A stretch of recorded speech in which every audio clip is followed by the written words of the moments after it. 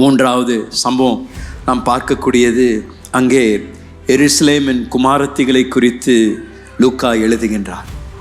இயேசு இந்த சிலுவையை சுமந்து கொண்டு எருசலேமின் வீதிகளில் அவர் நடந்த பொழுது திரள் கூட்டத்தார் இதை பார்த்து கொண்டிருந்தார்கள். ஆனால் இந்த ஸ்திரீமார்கள் மிக வேதனையோடு கூட, மிக ஒரு இரக்கத்தோடு கூட இயேசு படுகின்ற பாடுகளை பார்த்து கண்ணீர் வடித்து கொண்டிருந்தார்கள். இயேசு அவர்களை பார்த்து சொன்ன வார்த்தைகள் தான் சற்று ஆச்சரியமாக இருக்கின்றது. ஏன்னா அவர்கள் இயேசுவுக்காக கண்ணீர் வடித்து கொண்டிருந்தார்கள். ஆனால் இயேசு அவர்களை பார்த்து, எனக்காக நீங்கள் கண்ணீர் வடிக்காதீர்கள், எனக்காக நீங்கள் அழுகாதீங்க, ஆனால் உங்களுடைய பிள்ளைகளுக்காகவும் வரப்போகின்ற சந்ததிக்காகவும் நீங்கள் அழுங்கள் என்று இயேசு அங்கே அவர்களை பார்த்து சொல்லுகின்றார். ஏன் அப்படிப்பட்ட ஒரு வார்த்தைகளை ஆண்டவர் சொல்றார்? இயேசு சொன்ன வார்த்தைகளுக்கு மிக முக்கியம் உண்டு. அன்றைக்கு இயேசு இந்த எருசலேமின் ஸ்திரீகளிடத்தில் பேசின பொழுது தீர்க்க தரிசனமான வார்த்தைகளை பேசி கொண்டிருந்தார். ஏனென்றால் இஸ்ரவேல் ஜனங்கள் பிலாத்திற்கு முன்பதாக நின்ற பொழுது பிலாத்து இயேசு ஒரு குற்றமும் செய்யவில்லை என்று சொன்ன பொழுது அவர்கள் எல்லாரும் கோஷமிட்டு, இவரை சிலுவையில் அறையுங்கள் என்று பிலாத்திடத்தில் கேட்டுக்கொண்டார்கள். பிலாத்த பொழுது ஜனங்களை பார்த்து சொன்னார், அப்பனா எனக்கும் இதுக்கும் எந்த சம்மந்தம் இல்லை என்று கையை கழுவினார். அப்பொழுது இந்த ஜனங்கள் எல்லாம் கோஷமிட்டு, இவருடைய ரத்தம் எங்கள் மேலும் எங்களுடைய பிள்ளைகள் மேலும் இருப்பதாக என்று அவர்கள் சத்தத்தை உயர்த்தி சொன்னார்கள். என்ன ஒரு பயங்கரமான வார்த்தைகளை அவர்கள் பேசியிருந்தார்கள்.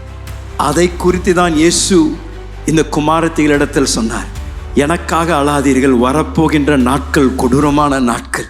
ஏன்னா மனித குமாரனை நீங்கள் சாவுக்கு ஒப்பு கொடுத்த ஒரு சந்ததியாக இருக்கின்றபடியால் நீங்கள் எச்சரிக்கையாயிருங்கள் என்று இயேசு சொன்ன வார்த்தைகள்.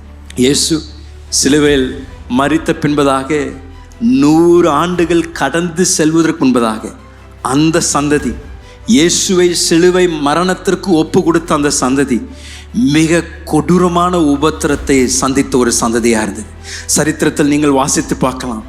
அந்த நாட்களில் அந்த வாழ்ந்திருந்த அந்த இஸ்ரவேல் சந்ததி கிட்டத்தட்ட 11 லட்சம் ஜனங்கள், இஸ்ரவேல் ஜனங்கள் மரித்தார்கள்.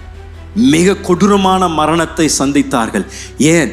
அவர்கள் இயேசுவை, மேசியாவை மரணத்திற்கு ஒப்பு கொடுத்து, அவருடைய ரத்தம் எங்கள் மேலும் எங்களுடைய பிள்ளைகள் மேலும் இருப்பதாக என்று சொன்ன வார்த்தைகளை நிமித்தம் இன்றைக்கு இயேசு அந்த எருசலேமின் குமாரத்திக்கு சொன்ன வார்த்தைகள் நம்மளுடைய காதிலும் துணிப்பது அவசியங்க. அன்றைக்கு இஸ்ரவேல் ஜனங்கள் இயேசு செய்த பெரிய அந்த அற்புதமான பலியை அவர்கள் தூஷணமாக எண்ணினார்கள்.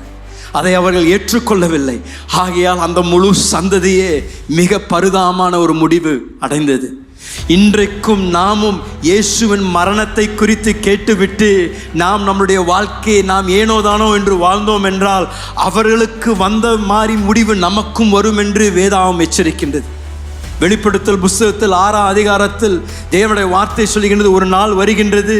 15ஆம் வசனம் 16ஆம் வசனம் வாசிங்களேன். அந்த நாள் வரும் பொழுது பூமியின் ராஜாக்களும் பெரியோர்களும் ஐஸ்வர்யவான்களும் சேனை தலைவர்களும் பலவான்களும் அடிமைகள் யாவரும் சுயாதீனர் யாவரும் பர்வதங்களிலும் குகைகளிலும் கண்மலையிலும் ஒளித்து கொண்டு பர்வதங்களையும் கண்மலையும் நோக்கி, நீங்கள் எங்கள் மேல் விழுந்து சிங்காசனத்தின் மேல் வீற்றிருக்கிறவருடைய முகத்திற்கும் ஆட்டுக்குட்டியானுடைய கோபத்திற்கும் எங்களை மறைத்து கொள்ளுங்கள், அவருடைய கோபாக்கினியின் மகா நாள் வந்துவிட்டது, யார் நிலை நிற்கக்கூடும் என்றார்கள்.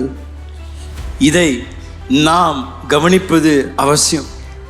ஏனென்றால் அன்றைக்கு இயேசு பாவத்தை சுமந்த ஆட்டுக்குட்டியாய் இருந்தாலும் ஒரு நாள் வரும், அதே ஆட்டுக்குட்டி இந்த உலகத்தின் மேல் யாரெல்லாம் அவருடைய நாமத்தின் மேல் விசுவாசம் வைக்காமல் இருக்கின்றார்களோ அவர்கள் மேல் தேவனுடைய கோபாக்கினி விழுகும் ஒரு நாள் வரும்.